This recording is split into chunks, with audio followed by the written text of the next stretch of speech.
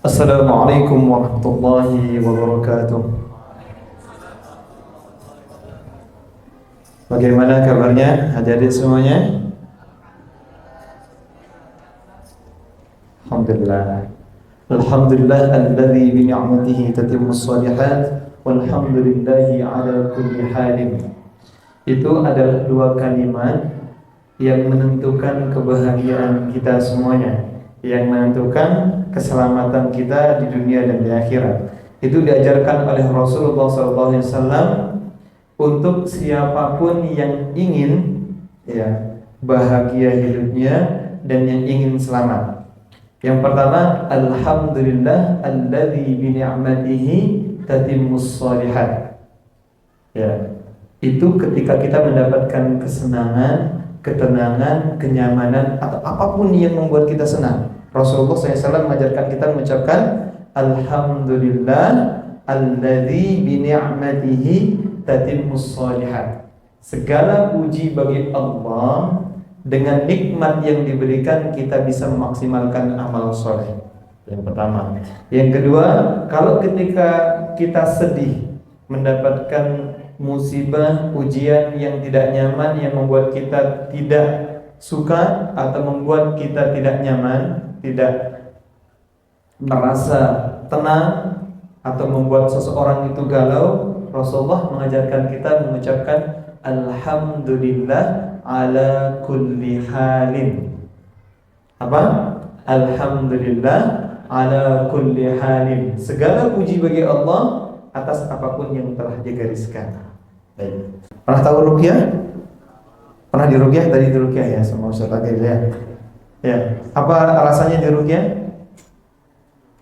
Tahu sejarahnya ruqyah gimana? Ruqyah itu untuk apa aja? Untuk orang yang kena setan? Enggak. Jadi ruqyah itu bukan hanya untuk orang yang kena setan. Ruqyah juga bisa untuk apa?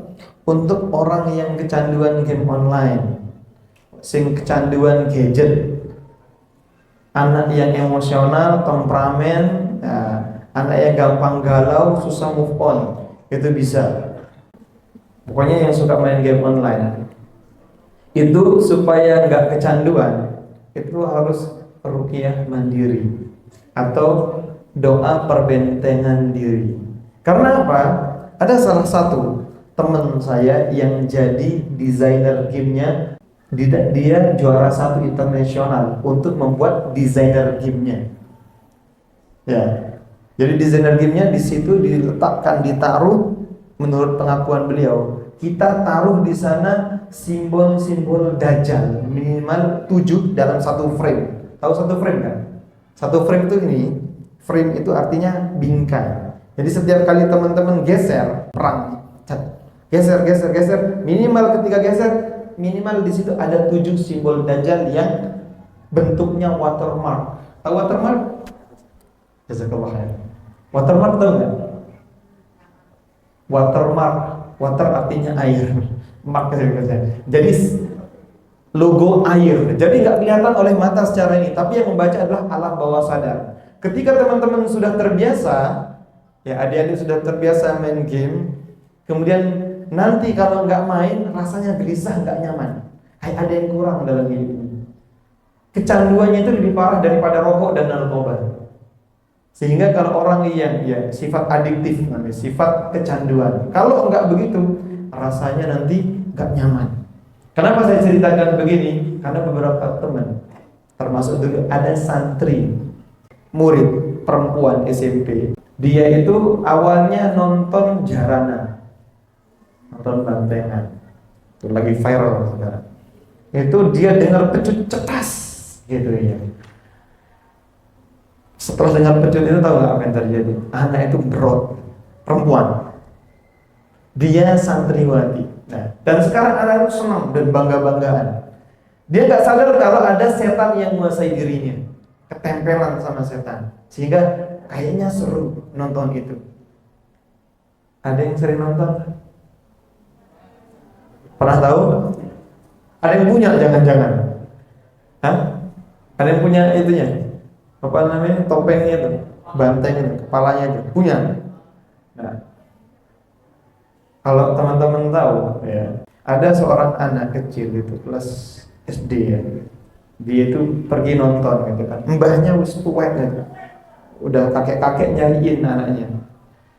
Ya namanya orang tua jalannya sudah sempoyongan, tiba-tiba sing berot itu datang terus dipukul kepalanya meninggal di tempat karena sudah dikuasai setan. Rasulullah SAW bersabda, Inna syaitin yajri minan insan majrad dam. Setan berjalan di dalam tubuh manusia itu melalui aliran darah. Apa yang dikuasai setan? Yang dikuasai oleh setan adalah pikirannya, dan yang dirusak adalah apa? Sholatnya dan ibadahnya. Kalau adik-adik teman-teman mau dirusak hafalan Al-Qur'annya, dibuat malas belajar, itu yang pertama kali dirusak adalah sholatnya. Dibuat malas ibadah, dibuat malas sholat. Dulu saya pernah punya santri juga begitu. Anak itu suka main PES. Dulu masih PES 3 dulu. Seneng gitu dia main gitu kan. Anak ini ketika dia main game itu nggak sadar, ya. Dia lupa waktu. Artinya sekarang yang suka main game online bukan main game, tapi dimainkan sama game. Ciri-cirinya apa? Dia kalau main lupa waktu, sehingga dia gak sadar dia sudah dikuasai. Apa tujuan akhir dari game online yang dibuat itu? Kata teman saya ini, dia bilang tujuan akhirnya bukan kekerasan saja. Kalau kekerasan itu pasti. Makanya kalau berani bentak-bentak orang tuanya bukan dari adik-adik semuanya, tapi dari setannya itu yang menyuruh untuk membentak orang tua. Tapi yang pertama kali dulu apa? Sholatnya. Dan tujuan akhirnya nanti gimana caranya mereka itu merasa suka sama bukan lawan jenis tapi sesama jenis. Dibuat homo sama dibuat lesbi.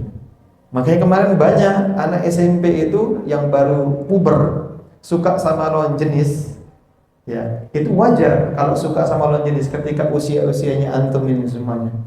Ya, memang begitu. Ada tumbuh yang namanya cinta. Tahu cinta?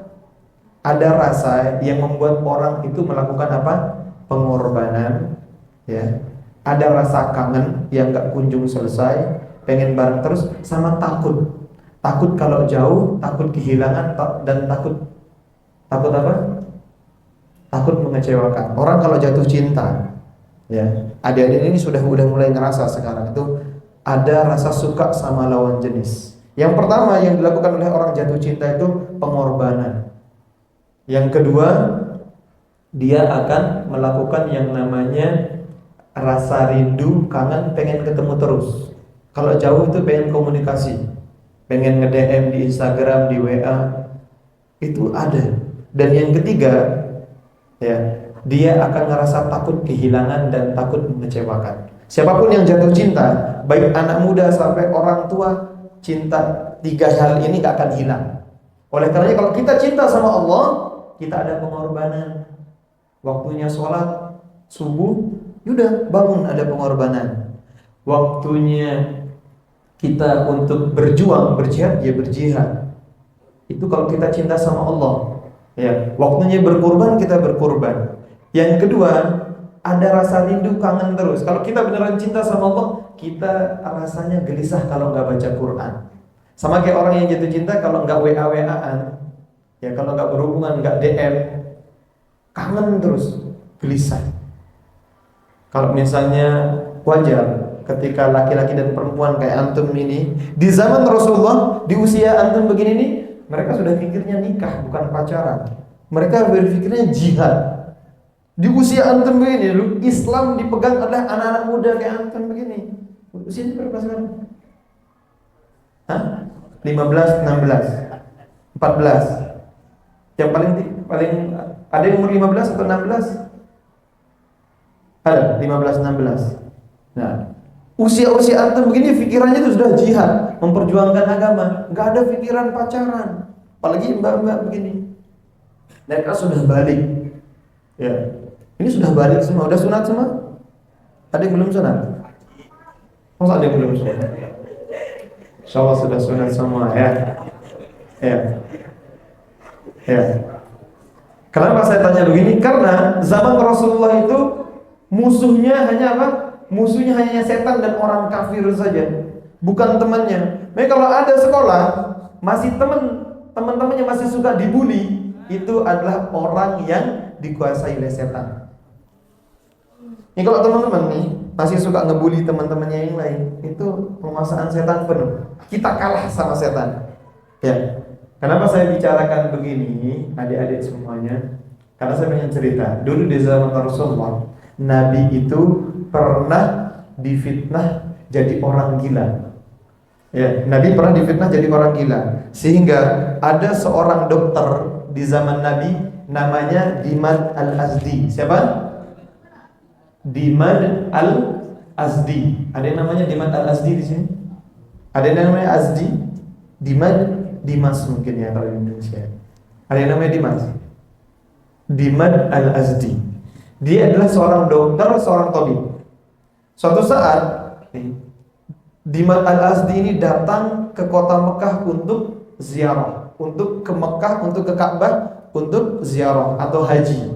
Pada saat itu haji, ya dia tawaf seperti orang umroh gitu dan sa'i. Dan ketika Dimad Al-Azdi sampai di Mekah, dia bingung, keheranan. Orang Mekah ini kok disibukkan dengan orang gila katanya. Dihebohkan dengan orang gila. Siapa orang gila ini yang membuat kota Mekah ini heboh?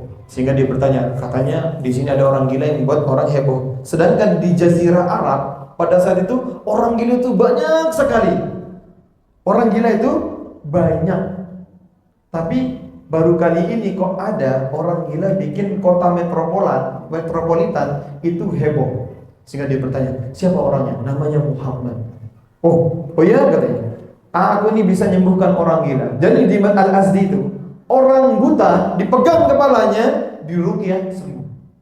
Orangnya gila, orangnya kurang kudis, gatelan, korengan, bertahun-tahun dipegang, diruqyah sembuh. Gak bisa hamil, dipegang sembuh. Ya. Gak nikah-nikah gitu ya. Dipegang sembuh. Orang yang bahkan orang yang tuli, buta, bisu itu diruqyah sembuh. Sehingga dia mengatakan orang-orang gila di Jazirah Arab dipegang kepalanya Dimad Al-Azdi, Allah sembuhkan katanya. Maka nanti kalau aku bertemu dengan Muhammad, insyaallah Allah akan menyembuhkan Muhammad dari penyakit gilanya. Antarkan aku ke rumahnya Muhammad katanya. Akhirnya singkat cerita Dimad Al-Azdi itu dianterin ke rumahnya Rasulullah SAW. Sampai rumahnya Rasulullah, Dimad Al-Azdi mengatakan, ya Muhammad, wahai Muhammad, inni arqi minar rih, aku bisa menyembuhkan penyakit gilamu. Fahallak, mau enggak sembuhkan? Kemudian Rasulullah tidak menjawab na'am, tidak menjawab la. Rasulullah tidak mengiyakan dan Rasulullah tidak menolak. Apa jawaban Rasulullah ketika ditawari mau diruqyah, mau disembuhkan dari penyakit gilanya? Rasulullah menjawab dengan kalimat al-hajah atau dikenal dengan khutbah al-hajah. Itu asbabul wurudnya. Ada yang tahu khutbah al-hajah katakan? Tahu khutbah al-hajah atau kalimah al-hajah? Ada yang tahu? Belum pernah tahu? Nah, ini saya sekarang kasih tahu. Teman-teman mungkin sering dengar tapi nggak tahu namanya. Ya, ini sebab turunnya. Rasulullah mengatakan, innal hamdalillah nahmaduhu wa nasta'inuhu wa nastaghfiruh wa na'udzu billahi min shururi anfusina wa sayyiati a'malina may yahdihillahu fala mudilla lahu wa may yudlil fala hadiya lahu asyhadu an la ilaha illallah wahdahu la syarika lahu wa asyhadu anna muhammadan abduhu wa rasuluh Allahumma salli wa sallim ala nabiyyina Muhammad wa ala alihi wa sahbihi ajma'in. Kemudian dan seterusnya hingga dibacakan beberapa ayat di belakangnya. Itu namanya khutbah al-hajah. Ketika mendengarkan itu, Dimad Al-Azdi langsung gemeteran, hatinya itu langsung panas, tapi badannya itu panas dingin, meriang. Dia langsung bergemetaran seolah nggak punya persendian, seolah-olah lututnya tuh lemas. Dia mengatakan, ya Muhammad, ulangi perkataanmu itu. Diulangi oleh Rasulullah. Innal hamdalillah nahmaduhu wa nasta'inuhu wa nastaghfiruh. Ada yang hafal? Pernah dengar khutbah Jumat? Khatibnya baca itu? Sering ya? Sering. Nah, itu namanya khutbah al-hajah. Dan itu juga dijadikan sebagai khutbah nikah. Ya, kalau antum nikah, Ustaz ini sudah nikah belum? Antum sudah nikah? Belum? Masya Allah. Petani. Pemuda takut nikah? Enggak. Ada yang bertanya itu pemuda takut nikah. Ustaz sudah nikah, kau udah punya putri ya. Insyaallah. Ketika nikah dulu antum dibacain ya Ustaz ya.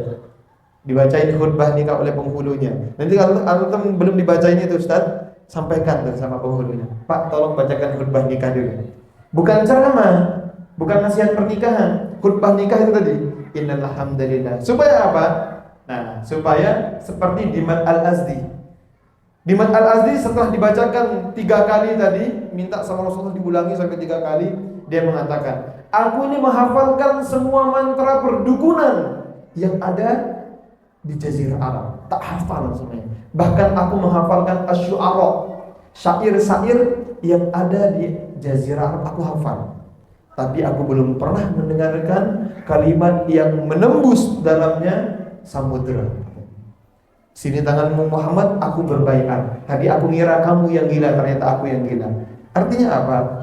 Ya, Syekh Abu Barra Al-Ma'ani namanya. Dia itu, ya, Syekh Abu Barra Al-Ma'ani ini, kalau beliau itu ya bertemu dengan anak yang gila, kecanduan gadget, atau anak yang kena ain, atau orang yang kena gangguan jin, kena sihir, yang pertama kali dibacakan adalah khutbah al-hajat. Karena itu adalah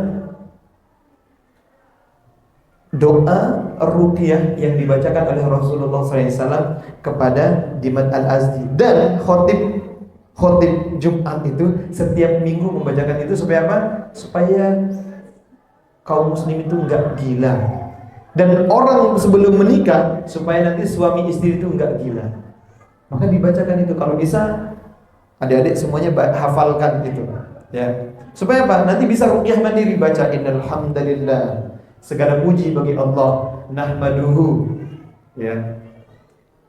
Nahmaduhu artinya maka kami memujinya, wa nasta'inuhu, dan kami meminta pertolongan kepada Allah, wa nastaghfiruh, dan memohon ampunan kepada Allah. Ya, wa na'udzubillahi min syururi anfusina, dan aku mohon kepada Allah ya perlindungan dari keburukan jiwa kami. Ya. Wasayyiati a'malina, dan dari kesalahan amal kami. May yahdihillah fala mudhillalah. Barang siapa yang diberikan petunjuk oleh Allah, tidak akan ada yang bisa disesatkan. Wa may yudlil fala hadiyalah. Dan barang siapa yang telah sesat karena perbuatannya, maka dia tidak akan mendapat petunjuk. Asyhadu an la ilaha illallah wahdahu la syarikalah wa asyhadu anna Muhammadan abduhu wa rasuluh. Nah, kemudian baru lanjut ke ayat-ayat yang lainnya.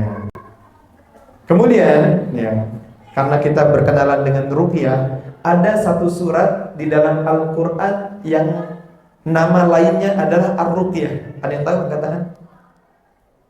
Ada yang tahu enggak? Ada satu surat di dalam Al-Quran, nama lainnya itu adalah Ar-Ruqyah. Nama lainnya Asy-Syifa. Nama lainnya, ada yang tahu katakan? Apa? Surat apa? Boleh angkat tangan. Nama lainnya Asy-Syifa. Nama lainnya lagi As-Sab'ul Masani. Ada yang tahu? Nama lainnya Ummul Quran. Nama lainnya itu Fatihatul Kitab. Ada yang tahu? Enggak ada yang tahu? Itu clue-nya sudah banyak itu. Nama lainnya Al-Furqan. Apa surat yang disebut dengan Ummul Quran? Al-Fatihah. Nama lainnya adalah Asy-Syifa, Ar-Ruqyah. Nama lain Al-Fatihah apa? Al-Quran. Ya, namanya itu banyak, sekitar 20-an nama lain Al-Fatihah. Kisahnya gimana? Dulu ada sahabat Nabi namanya Abu Sa'id Al-Khudri. Jalan-jalan ke satu tempat sama sahabat yang lain. Kebiasaan orang Arab, kalau kita ke kampung yang lain itu dijamu. Minta dijamu langsung dijamu. Ngerti dijamu kan? Bukan dikasih jamu. Dilayanin, dikasih makanan, dia dikasih minuman, ya. Itu namanya dijamu. Ya. Dia dijamu biasanya begitu. Tapi satu saat dia berangkat ke satu kampung, dan di kampung itu ternyata orangnya nggak ada yang mau menjamu. Akhirnya dia bahasanya, ya udahlah, ternyata orang-orang sini nggak baik, kita keluar saja dari kampung ini. Pas dikeluar dari kampung itu di perbatasan, ya, di perbatasan dia dicegah sama orang-orang kampung itu. Ditanya, kepala suku kami itu, katanya, dia bercerita, kepala suku kami ini sakit, entah kena sengatan kalajengking atau apa. Kemudian katanya, karena sakitnya itu banyak dokter atau tabib itu nama lain dari dokter, ya. Banyak tabib yang sudah angkat tangan, nggak bisa menyembuhkan kepala suku kami. Ada nggak di antara kalian yang bisa meruqyah? Kemudian Abu Sa'id Al-Khudri mengatakan, aku bisa. Aku bisa meruqyah dia, nanti kalau sembuh kasih aku 7 ekor kambing. Disanggupin. Boleh, katanya, ya sudah. Akhirnya dibacakan surat Al-Fatihah. Dibacakan surat Al-Fatihah dalam riwayat ada yang menyebutkan 1 kali, ada yang menyebutkan 3 kali, ada yang menyebutkan 7 kali. Kemudian ditiup di bagian yang sakit. Dalam satu riwayat meludah tipis. Caranya begitu. Kalau meruqyah itu, ya, ruqyah itu dari kata ruqa yarqi. Ya, ruqa yarqi artinya mantra atau bacaan-bacaan. Ya, maka kalau adik-adik punya penyakit atau sakit batuk, sakit gigi, sakit perut, jangan langsung minum obat. Caranya itu meruqyah diri, ini sunnah. Ya, itu sunnah.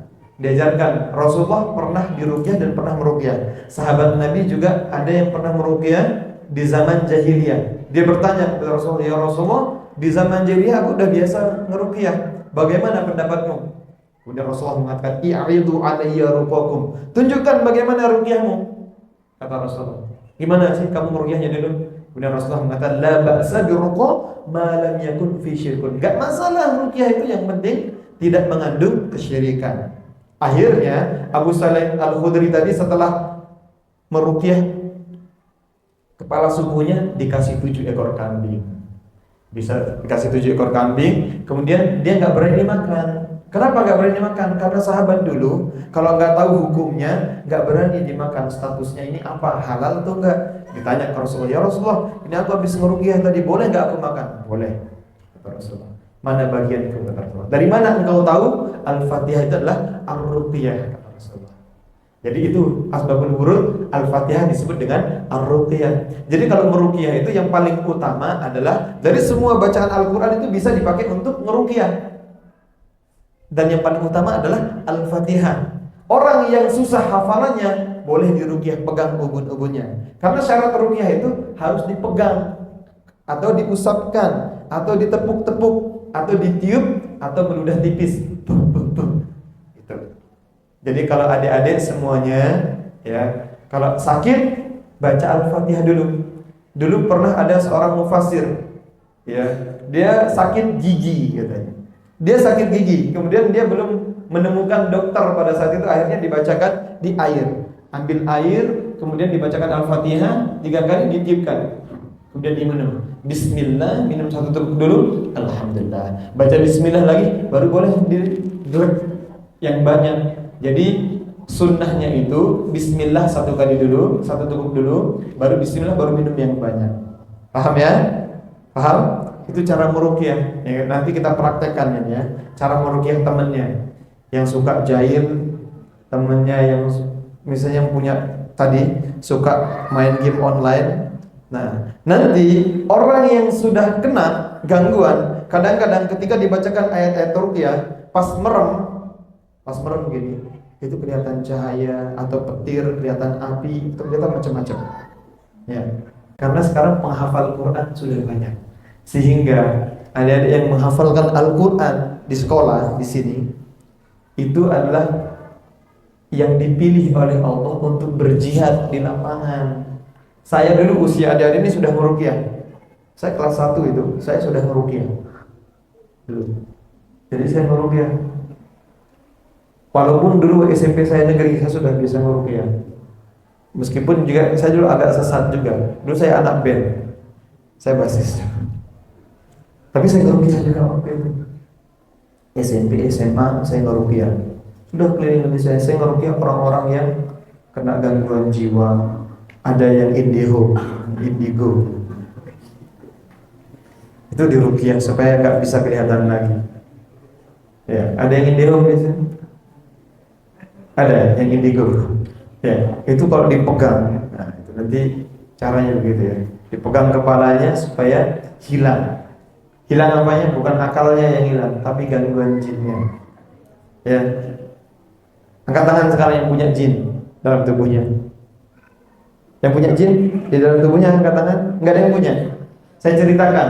Rasulullah SAW menceritakan adik-adik ini manusia lahir ditemani oleh 3 korin. Tahu korin? Korin itu apa? Jin korin. 2 korin dari malaikat dan 1 korin dari jin. Apa? 2 korin dari malaikat dan 1 dari jin. Dalam surat Qaf itu disebutkan korin dari malaikat itu dia berada di depan dan di belakang kita, malaikat. Dan 1 korin jin dari sebelah kiri kita. Jadi adik-adik semuanya ada korinnya. Dan barang siapa ya yang melakukan kemaksiatan, berbohong ke orang tuanya atau ke gurunya, maka korinnya itu bisa nambah. Jinnya itu bisa nambah. Kalau kita bohong, malaikat yang tadi nemeni kita itu akan lari sejauh 2 mil. Dalam hadis disebutkan, karena tidak kuat mencium bau orang yang berbohong.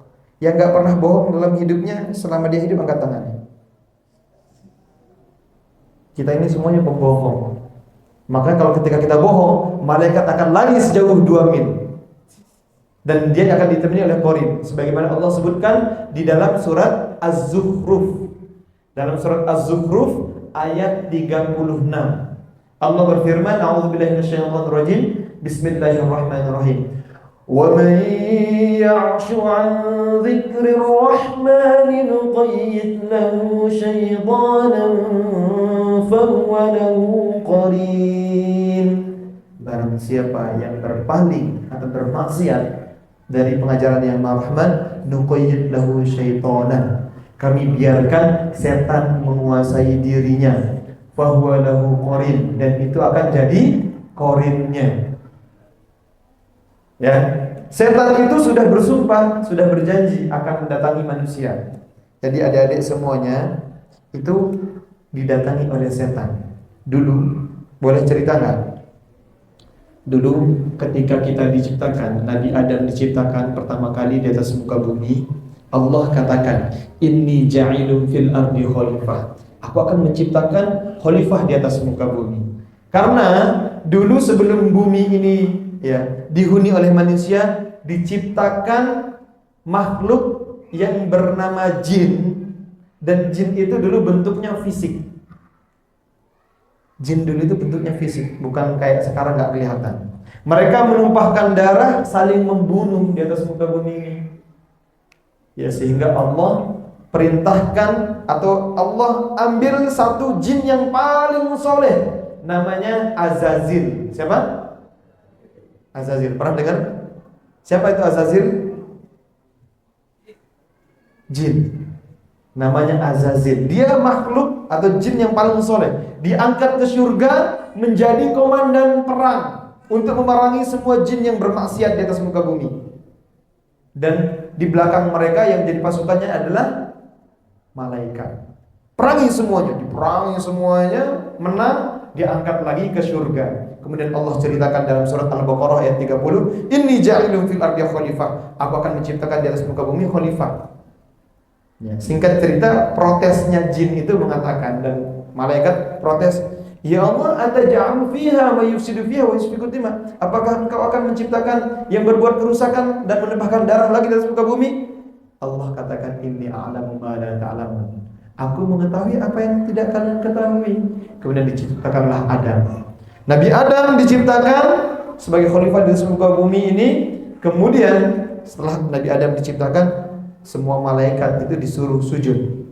Maka dulu ada yang berpendapat malaikat itu ada 2 jenis, malaikat nar dan malaikat nur. Malaikat nur itu malaikat yang kita ketahui, dan malaikat nar itu adalah jin tadi itu, Azazil. Dan Azazil itu yang paling soleh tadi, dia ribuan tahun sujud sama Allah, tapi ternyata dia nolak sujud sama Adam. Bukan nolak sujud sama Allah, dia masih mau sujud sama Allah, tapi kalau sama Adam dia enggak mau. Dia mengatakan apa? Ana khairum minhum. Aku lebih baik daripada dia. Khalaqtani min nar wa khalaqtahu min tin. Engkau menciptakan aku dari api sedangkan dia dari tanah, kata iblis pada saat itu. Sehingga dia dikutuk menjadi makhluk yang terkutuk, sehingga jadi buruk rupa tuh. Akhirnya karena dia menutup kebenaran disebut dengan iblis. Kalau baju bahasa Arabnya apa? Libasun, untuk menutup aurat. Tapi kalau kebenaran yang ditutup namanya iblis. Paham? Maka kalau ada yang suka bohong, ya, kalau ada yang suka bohong, suka menutup kebenaran, berarti mengikuti sifat iblis, bukan iblis, ya. Dia ngikut sifat iblis. Paham? Ketika disuruh sujud nggak mau sujud, akhirnya dia minta waktu senggang. Ya Allah, aku juga ingin menyesatkan anak cucu Adam karena engkau telah mengutuk aku sesat. Allah abadikan di dalam surat Al-A'raf ayat 16-17. Itu iblis bersumpah. Allah sampai abadikan di dalam surat apa? Al-A'raf ayat berapa? 16-17. Ada yang tahu bunyinya gimana? Dia mengatakan, A'udzu billahi minasyaitonir rajim. Qala fa bima aghwaytani la'aq'udanna lahum siratakal mustaqim. Thumma la'atiyannahum min bayni aydihim wa min khalfihim wa 'an aymanihim wa 'an shama'ilihim wa la tajidu aktsarahum syakirin. Ya Allah, karena engkau telah menetapkan aku tersesat, kata iblis, aku juga akan menyesatkan anak cucu Adam dari jalanmu yang lurus. Aku akan datangi mereka dari depan, belakang, kanan dan kiri. Tujuannya satu, wala tajidu aktsarahum syakirin, supaya mereka tidak bersyukur. Jadi adik-adik dikasih orang tua nggak bersyukur, malah membangkang ke orang tua. Allah berikan kesempatan sekolah, malah kita malas-malasan untuk sekolah. Lihat saudara-saudara kita di Palestina, mereka pengen sekolah, gak bisa sekolah. Jangankan sekolah, mau makan saja itu susah. Orang tua mereka itu sibuk nyari rumput. Pertanyaannya sekarang, adik-adik pernah gak ada yang makan rumput di sini? Ada yang sampai makan rumput? Bahkan mereka tuh sampai ada yang meninggal karena kelaparan, saudara kita di Palestina. Adik-adik sekarang gimana? Makan setiap hari, minum enak, mau sholat, bangun tidur mau kapan saja bisa. Mau sekolah berangkat jam berapa bisa. Sedangkan saudara kita di Palestina, makanya kita tuh diserang dari rasa syukur kita. Paham? Jadi kayak gitu. Iblis pada saat itu bersumpah, datang dari depan, belakang, kanan, kiri. Supaya apa? Supaya kita itu bermalas-malasan. Maka kalau kita sudah malas, tadi saya ajarkan cara meruqyah diri gimana? Pegang. Kalau tidak bisa khusyuk, pegang kepalanya atau pegang dadanya. Coba sekarang pegang dadanya semuanya. Nah, pegang dadanya. Dulu ada sahabat Nabi, ya, 3 bulan itu nggak bisa khusyuk sholatnya. Ditepuk sama Rasulullah, disuruh keluar setannya. Gimana bunyinya? Ukhruj ya ma'syarul jin. Apa? Ukhruj ya ma'syarul jin. Keluarlah wahai bangsa jin. Ukhruj ya aduwullah. Keluarlah wahai musuh-musuh Allah. Apa? Ukhruj ya ma'syarul jin. Itu boleh tuh. Kalau ada orang nggak bisa khusyuk sholatnya, ditepuk. Boleh tepuk sendiri. Tapi ketika sholat, caranya berbeda. Caranya cukup baca a'udzu billahi minasyaitonir rajim. Itu yang diajarkan Rasulullah ketika kita sedang marah, ketika sedih, ketika galau. Ada yang lagi galau? Angkat tangan. Ada yang lagi sedih? Diajarkan oleh Rasulullah kita pegang apa? Dadanya, jantungnya. Jantungnya di mana? Dada sebelah kiri, kecuali jantungnya pindah. Lihat, coba periksa deh, jantungnya di mana? Masih di kiri enggak? Di sini, coba di sini. Nih. Dada sebelah kiri sini. Pegang di situ. Asal kalau masih bunyi dek dek berarti di situ. Kalau enggak bunyi berarti sudah mati. Masih hidup enggak? Coba periksa semuanya. Masih berdetak nggak jantungnya? Masih? Masih. Baik, boleh dipegang di situ. Atau ketika sholat, ya, ketika kita sholat tidak bisa khusyuk sholatnya, tiba-tiba pikirannya kemana-mana, maka baca dalam hati a'udzubillahi minasyaitonirrajim, kemudian meludah ke kiri 3 kali, meludah tipis. Itu yang diajarkan. Meludah tipis itu artinya angin tapi ada air liurnya sedikit aja, jangan banyak-banyak. Cuh, becek nanti ya. Jadi harus tipis saja. A'udzubillahi minasyaitonirrajim. Itu kalau nggak khusyuk sholatnya. Sama ketika kita bangun tidur karena mimpi buruk. Ciri-cirinya orang kalau kena gangguan jin sering mimpi buruk, mimpi ular. Itu diganggu jin, ya, diganggu setan, ya, dari kalangan jin. Mimpi ular, mimpi banjir, mimpi tsunami, mimpi tenggelam, mimpi hanyut, air terjun, mimpi danau keruh, kemudian mimpi air sungai, air bah, gitu ya. Mimpi tsunami, kemudian mimpi longsor, mimpi kiamat. Ada yang pernah? Atau mimpi ketemu sama orang yang sudah meninggal, atau mimpi tersesat di tengah hutan nggak selesai-selesai. Ada yang pernah nggak? Yang nggak pernah mimpi buruk angkat tangan. Yang nggak pernah mimpi buruk, berarti pernah mimpi buruk semua ya. Nah, kalau pernah mimpi itu tadi berarti ada setan yang masuk ke dalam tubuh kita. Cara mengeluarkannya gimana? Pegang jantungnya dengan tangan kanan, tangan kirinya pegang perutnya. Coba semuanya kita praktekkan. Ini sampai jam 8:30. Sampai jam berapa? Jam 8:30. Sekarang sudah jam 8. Nanti ada tanya jawab nggak Ustaz? Boleh ya. Jadi adik-adik semuanya ya, sebelum kita praktek ya, saya mau ceritakan bahwasanya dulu Nabi Muhammad SAW itu pernah mengeluh dan diabadikan keluhannya Rasulullah di dalam surat Al-Furqan, surat ke-25 ayat 30. Itu Allah abadikan keluhannya Rasulullah. Wa qala Rasul, dan Rasul berkata, ya Rabb, wahai Tuhanku, inna qaumi ittakhadhu hadzal qur'ana mahjura. Sesungguhnya kaumku menjadikan Al-Qur'an ini mahjura, sesuatu yang diabaikan. Diabaikan dari apa? Dari 4 hal. Kata Ibnu Qayyim Al-Jauziyah, yang pertama, Al-Qur'an diabaikan dari tidak lagi dijadikan sebagai bacaan sehari-hari. Yang kedua, Al-Qur'an tidak lagi dijadikan sebagai pedoman hidup. Yang ketiga, Al-Qur'an tidak lagi dijadikan sebagai penegak syariat. Dan yang keempat, Al-Qur'an tidak lagi dijadikan sebagai obat. Maka Al-Qur'an itu harus jadi obat. Allah firmankan, wa nunazzilu minal Qur'an ma huwa syifaa'u wa rahmatun lil mu'minin wa la yazidudz zalimina illa khasara. Aku tidak menjadikan Al-Qur'an ini ya kecuali apa? Kata Allah, wa nunazzilu minal Qur'an. Aku turunkan dari Al-Qur'an itu ma huwa syifa', apa yang bisa dijadikan sebagai penyembuh, wa rahmah, dan kasih sayang lil mu'minin, untuk orang yang beriman. Paham? Jadi Al-Qur'an itu dijadikan sebagai obat yang pasti menyembuhkan. Ini enggak kaleng-kaleng, itu pasti.